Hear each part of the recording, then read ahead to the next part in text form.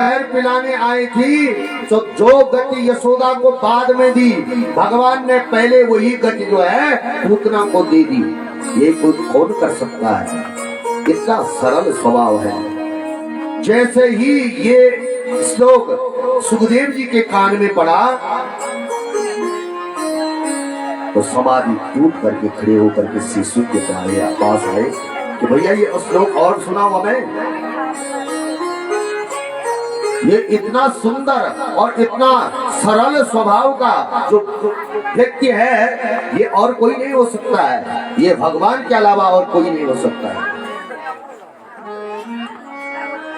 शिशु के पास आए तो और सुनाओ कहा। बोले भाई हमारे पास ये 2-4 ही श्लोक थे, अगर तुम्हें और ज्यादा सुनने हैं श्लोक तो हमारे गुरुजी बैठे हैं, उनके पास ऐसे 18,000 श्लोक हैं। बोले आपके गुरुजी कहाँ हैं? बोले चला हमारे साथ। तो गुरुजी के पास शीश चलो सुखदेव जी महाराज को लेकर के आए। सुखदेव जी महाराज जैसे ही अपने पिता के पास नहीं चरणों में प्रणाम किया तो व्यास जी कहते हैं वाह महाराज, अरे मैं पुत्र कह रहा था। तब सुखदेव जी बन की ओर चले गए और आज भगवान के इन श्लोकों को, भगवान का सौंदर्य, भगवान का गुण, सरल स्वभाव सुन करके सुखदेव जी खिंच करके वहां पहुंच गए। सुखदेव जी को गुरु परंपरा से श्रीमद् भागवत महापुराण संहिता का श्रवण करवाई। श्रवण करने के बाद वही श्रीमद् भागवत महापुराण सुखदेव जी ने जब आत्मसात किया तो पहले परमहंस थे सुखदेव जी केवल, और जब से श्रीमद् भागवत महापुराण का आत्मसात किया तो तब से श्री परमहंस बन गए। जब आत्मसात किया तो उसके बाद सुखदेव जी ने अवसर आने पर राजा परीक्षित को यह श्रीमद् भागवत महापुराण की कथा श्रवण कराई। सुखदेव जी तो एक जगह बैठ नहीं सकते हैं,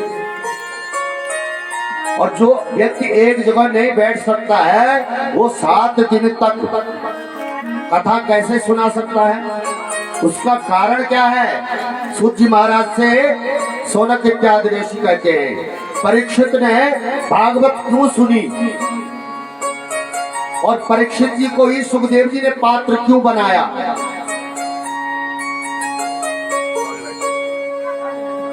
तो अब सूत जी महाराज परीक्षित का चरित्र प्रारंभ करते हैं। कहते हैं सौनक इत्यादि ऋषियों से यदा मृदे कौरव संजयाना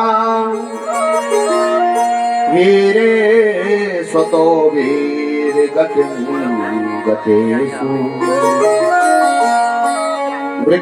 मृगोदरावेत्त गदा विमर्शा भगनोरुदण्डे धृतराष्ट्रपुत्रा। सूत जी कहते हैं ऋषियों, ये उस समय की बात है जब महाभारत का युद्ध चल रहा था, और महाभारत के युद्ध में सारे कौरव मारे गए। पांडवों को विजय प्राप्त हुई।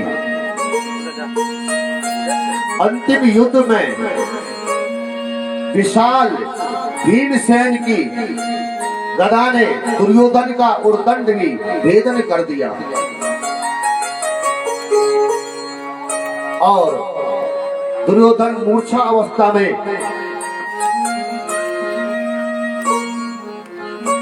पड़ा हुआ है,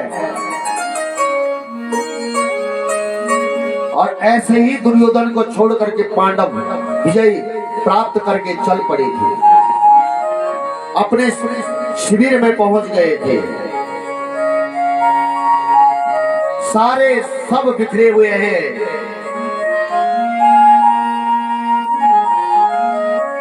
दुर्योधन भी मूर्छा अवस्था में है।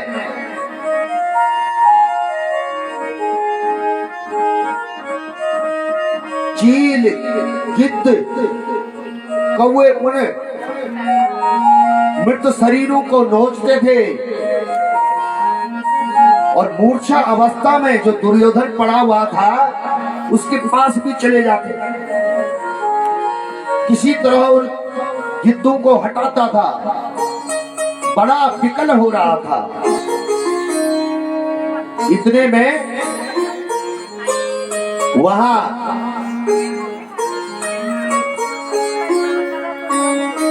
उनका मित्र अश्वत्थामा पहुंच गया।